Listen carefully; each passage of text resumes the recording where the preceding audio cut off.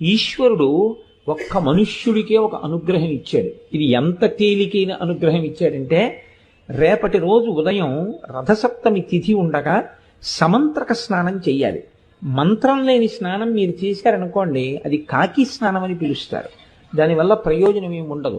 జిల్లేడాకులు రేగుపళ్ళు తల మీద పెట్టుకుని నేను పోసుకున్నానండి అన్నారనుకోండి, దానికి ఏం ఉపయోగం ఉండదు.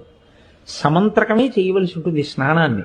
దాన్ని మంత్రస్వరూపాన్ని ఏం చేస్తారంటే, అందరికీ అందుబాటులోకి తీసుకురావడం కోసం మంత్రం అంటే అంగన్యాస కరన్యాసాలు ఉండాలి, ఒక ఉపదేశం ఉండాలి. ఇవన్నీ మళ్ళీ అందరికీ ఎలా అందుబాటులోకి వస్తాయి? మళ్ళీ అందరూ దీని ఫలితాన్ని ఎలా పొందుతారు? ఇప్పుడు ఆ మంత్రాన్ని శ్లోక రూపం చేస్తారు, అంటే ఇంకా అనుగ్రహిస్తారు.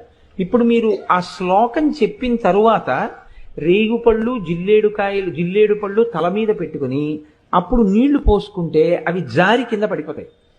అలా పడిపోయాయి అనుకోండి, 7 జన్మల క్రితం చేసినటువంటి పాపాలని ఆ స్నానంతో తీసేస్తారు.